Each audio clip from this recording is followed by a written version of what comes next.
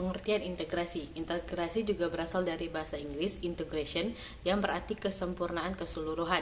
Definisi lain dari integrasi adalah suatu keadaan di mana kelompok-kelompok etnik beradaptasi terhadap kebudayaan mayoritas masyarakat, namun masih tetap mempertahankan kebudayaan mereka masing-masing. Pengertian integrasi sains dalam Islam dalam konteks sains modern bisa dikatakan sebagai profesionalisme atau kompetensi dalam suatu keilmuan yang bersifat duniawi di bidang tertentu disertai atau dibangun dengan fondasi kesadaran ketuhanan. Kesadaran tersebut akan muncul dengan adanya pengetahuan dasar tentang ilmu-ilmu keislaman. Oleh sebab itu, ilmu-ilmu Islam dan kepribadian merupakan dua aspek yang sangat menopang satu sama lain dan secara bersama-sama menjadi sebuah fondasi bagi pembangunan sains dan teknologi. Kedua, pengertian epistemologi. Epistemologi berasal dari bahasa Yunani yaitu episteme, yang berarti pengetahuan, dan logos berarti perkataan, pikiran atau ilmu. Kata episteme dalam bahasa Yunani berasal dari kata kerja epistemani, artinya mendudukan, menempatkan, atau meletakkan. Maka secara harafiah, episteme berarti pengetahuan sebagai upaya intelektual untuk menempatkan suatu dalam kedudukan setempatnya. Bagi suatu ilmu pertanyaan yang mengenai definisi ilmu itu, jenis pengetahuannya, pembagian ruang lingkupnya, dan kebenaran ilmiahnya merupakan bahan-bahan pembahasan dari epistemologinya. Selanjutnya adalah ilmu pengetahuan. Ilmu pengetahuan tersusun dari kata ilmu dan pengetahuan. Dalam Kamus Umum Bahasa Indonesia ilmu diartikan sebagai pengetahuan atau kepandaian, baik dalam tentang segala hal, termasuk jenis kebatinan maupun hal yang berkenaan dengan keadaan alam atau sebagainya. Dalam bahasa Arab, kata ilmu jamaknya ulum diartikan ilmu pengetahuan. Adapun pengetahuan adalah tahu atau hal mengetahui sesuatu, segala apa yang diketahui, kepandaian atau segala apa yang diketahui atau akan diketahui berkenaan dengan suatu hal. Ilmu pada hakikatnya berasal dari pengetahuan, namun belum disusun dan diuji secara sistematis dan belum diuji kebenarannya menurut metode ilmiah dan belum dinyatakan valid atau sahih. Dengan demikian, ilmu pengetahuan adalah pengetahuan yang sudah bersifat ilmiah. Pengertian integrasi ilmu pengetahuan. Integrasi ilmu pengetahuan, upaya untuk memadukan antara sains dengan agama untuk menciptakan format baru hubungan sains dan ilmu pengetahuan dalam Islam. Dalam upaya pembangunan kembali sains Islam yang selama ini dipandang tidak ada agama dan sains berbeda dalam metodologi ketika keduanya mencoba untuk menjelaskan kebenaran. Selanjutnya adalah faktor penyebab integrasi ilmu pengetahuan. Faktor penyebab integrasi ilmu pengetahuan ada 4. Yang pertama,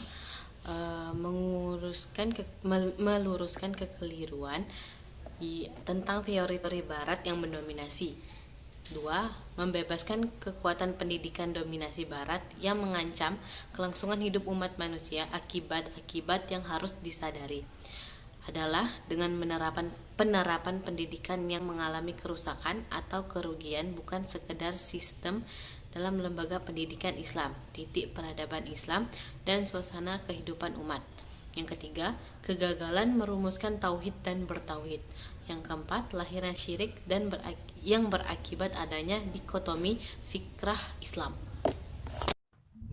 Assalamualaikum warahmatullahi wabarakatuh. Perkenalkan, nama saya Dika Apriani dengan NIM 1930504062. Di sini saya akan melanjutkan pemaparan materi dari saudari Filsa.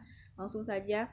Pengertian epistemologi. Secara etimologi, kata epistemologi berasal dari bahasa Yunani, yaitu berarti ilmu pengetahuan. Epistemologi merupakan gabungan dari kalimat epistem berarti pengetahuan, sedangkan logos berarti teori, uraian atau ulasan. Setelah kita membahas pengertian, lalu kita akan membahas ruang lingkup atau objek dan tujuan epistemologi. Nah, pada dasarnya objek dan tujuan itu berbeda. Objek sama dengan sasaran, sedangkan tujuan hampir sama dengan harapan. Sementara itu, objek epistemologi ini menurut Jujun S. Surya Sumantri adalah segenap proses yang terlibat dalam usaha kita untuk memperoleh suatu pengetahuan. Selanjutnya langsung kita pembahasan ke pendekatan epistemologi ilmu pengetahuan. Ada beberapa pendekatan epistemologi yaitu pendekatan skeptis, pendekatan rasional empirik, pendekatan dikotomik, pendekatan positif objektif, serta pendekatan anti metafisika. Nah, kalian bisa lihat saja ke makalah kami yang sudah saya share. Silakan. Yang kedua, metode dialogis merupakan salah satu metode epistemologi barat. Dialog berarti menyuruh manusia agar berpikir kritis dan nasional. Yang ketiga, metode komparatif. Metode ini merupakan metode untuk memperoleh pengetahuan dengan cara membandingkan pengetahuan-pengetahuan. Yang keempat, metode kritis adalah cara mengembangkan pengetahuan dengan cara kritik.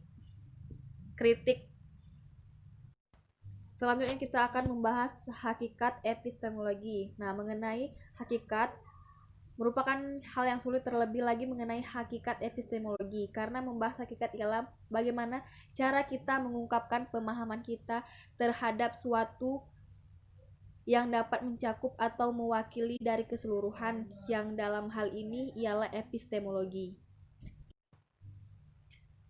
Proses memperoleh pengetahuan inilah yang menjadi sasaran teori ilmu pengetahuan dan mengantarkan kepada tujuan. Sedangkan mengenai tujuan dari epistemologi ini, Jacques Martin mengatakan sebagaimana dikutip oleh Muamil, tujuan epistemologi bukanlah hal yang utama untuk menjawab pertanyaan.